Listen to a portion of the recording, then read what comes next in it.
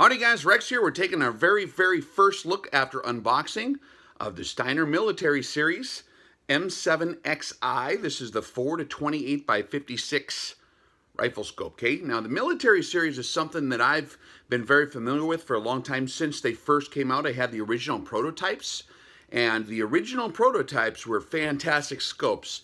And the T Series and the M Series have both been very nice. We've seen a lot of them come through the courses. I ran them in England when I was over there, and also here in the States. A bunch of my buddies and compadres and guys that work with me, and a lot of the students and alumni have run these Steiner M7s. I've seen dozens and dozens and dozens of them, and the M series, particularly the military scopes, have a very good track record in my experience with precision tracking, reliability, and tracking graduation. And also the optics, the features, everything on these scopes is designed to be very intuitive and smart in my opinion. This is our very first look at this particular model. Let's see how she feels, okay? So we got her on 4 power right now, okay? And we're looking at the scope here. We have our magnification ring right here. And you can see here's the model number. M7Xi, right? Made in Germany, this particular one says, okay? So it's on 4 power. I'm going to go ahead and look through it. And in the full comprehensive review, I will definitely give you some reticle footage. My reticle camera broke down, so you'll have to just bear with me. So on 4 power, the reticle is totally visible. It's very fine. This is the MSR2 reticle. And on 4 power, you could still make shots with it and have a very wide field of view. I turn on the illumination. It's on 9 right now. And we'll crank it up to 11 because it's daytime.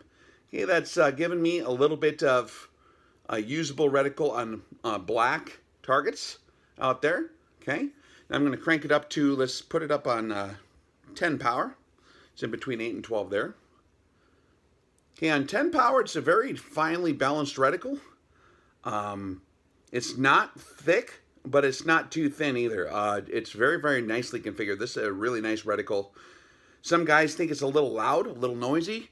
On the bottom right-hand side of the crosshairs, we have stadium-metric ranging from what looks like, let me crank it up a little higher so I can see it, 700, 400, 500, 600, 700, 800, 900, 1,000, 11, all the way up to 1,300. So from 400 to 1,300 meters, I presume, is our stadium-metric ranging.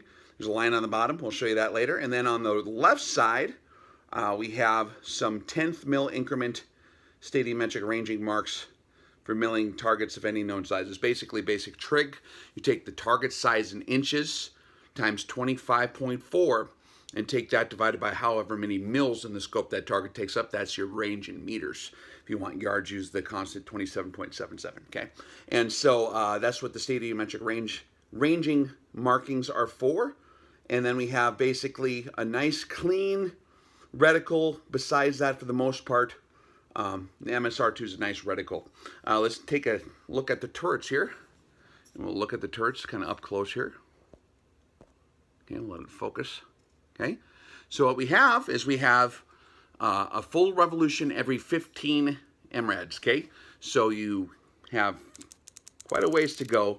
You can dial all the way up to 15, which is well over 1,000 meters in most of your cartridges. Okay.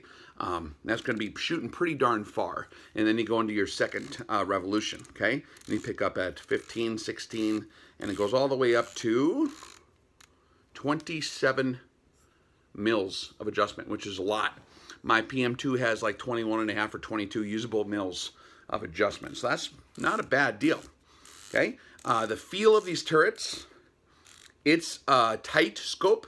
They have some, you know, to pass the military specifications. I assume this is what makes it tight. There's usually like O-rings in here, and they're lubricated. And in order to prevent moisture from getting in here and to pass the 1 atmosphere test and all those things, a lot of times those rings can make it feel a little tight. But the individual clicks are tactile and audible. You can feel each click. I would imagine even if I'd have gloves on, you know, if I had gloves, it might be a little bit difficult to detect. It's not as crisp as the old original Steiners, like the prototype I used to have, or as a PM2, but it is plenty good. I mean, you can feel it without gloves on. I'm curious how it'd work in the wintertime with gloves on. I'm also curious how this will work when we do our full testing when I get it real cold. Sometimes optics like this, the parallax goes from infinity all the way back down to, so it shows less than 50 meters. But it's got a little bit of a tight. Tight is good in a lot of ways. I mean, it's indicative of good tolerances and tight tolerances. However, when it gets very cold out, like in the wintertime, we got a lot of ice and snow out there today. We could do a winter test. Sometimes stuff like this will get really hard to turn. And so I'm curious how that'll perform in that. And then we got our windage. Okay, and it looks like we have 6 mils in each direction from center on our windage knob. If you want to take a look at that. And we'll have some good high quality footage when we do the comprehensive review. I just wanted to get a quick unboxing video for you guys before I took off on the highway again for my last course of the season. We're going down to Texas, Crescent, Texas by Dallas. So if you want to catch us this coming weekend and that early week following after that, check out rexdefense.com. I did actually pick up this optic from Optics Planet, and they have everything if you're looking for stuff like this. Now I'm looking at, okay, this is Steiner's own flip-up caps. Now I always break flip-up caps, almost guaranteed, very quickly, especially when it gets cold again. They get brittle. Like the Butler Creeks can get brittle. This seems like it's a soft rubber, which might be good. It is a little bit flexible here. I actually kind of like that because when it cools down, it's soft. So when it cools down, it gets harder, but it's not too hard as to just snap right off immediately. But we'll see how that works as well. We'll give it some good winter testing here pretty soon. Winter has rolled in up here where I'm at. We have a diopter adjustment back here. Oh wow, that makes quite a lot. Look at that thing. Look at it go. That's got a lot of movement to it. Okay. Let's see where the setting is. I'm just going to look at infinity. And then, oh, got to have that open, huh? I'm just going to get that turned and she is nice and crisp. Usually, yeah, it's pretty darn close to try right on the dot there. Yeah, it's a little off for me. I could back off like this. So this is how you bring the actual reticle into focus.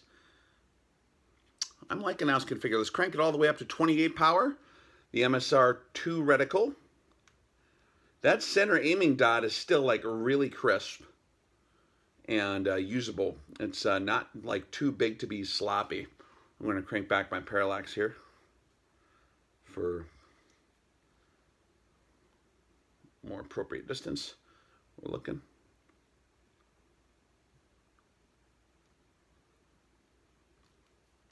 And we are looking through glass, looking out the window right now. Let's crank it back to 10.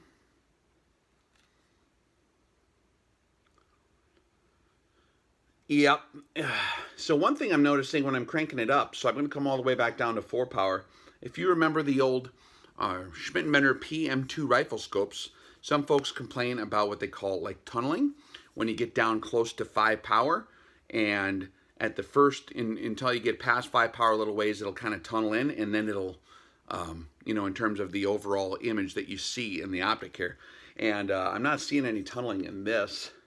It is something that guys were complaining about at one time. So we're on 4. And I'm looking at all the entire periphery of the lens in the view here. Nice and crisp all the way around. I don't discern any kind of tunneling at all. Okay. And it's hard to tell without having it mounted solid. But it seems like I don't discern any tunneling at all. So that's nicely executed there.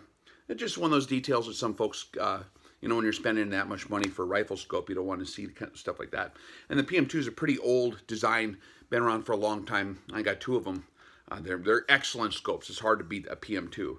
But that is one of the things that folks wanted to have corrected. And Steiner looks like they got it done very nicely on that. Now, from what I've seen on the other Steiners I've used, they're very tough. The tracking usually is dead on accurate. And the tracking is very reliable, particularly in the M series. They're robust, they're rugged, they're tough, and I've seen them, you know, some pretty serious cats all over the place, and A few of my guys particularly swear by them. Really, really good. And I've had one, like I said, for a bunch of years, and I like Steiner. So this is one of my top choices if I'm looking for a serious duty tactical rifle scope. If your life was going to depend on it or something, or if you wanted to do a buy once, cry once type deal, this is a good way to go. I do like it. I wanted the colored one from Optics Planet. They offered in what they call Coyote Brown. And so it's the Coyote Brown color. And just black it matches things nicely, but if you're trying to be sneaky, black is like the worst color possible. And painting optics is always tricky because you have to tape everything off, mask it off. You're always worried about getting spray over. So something like this, you could just get a sponge or like a brush, and you could just add contrast to that if you wanted to paint this. And you could do your rifle if you're finicky, if you're fussy, and you could do a very similar base coat to this, okay? Now this looks like it does have a little more olive than tan. It does have a green kind of color to it as far as I can see. But, you know, I'm not a cosmetics kind of guy. I'm a utilitarian kind of guy. So if you do need to camouflage it, it's already halfway there.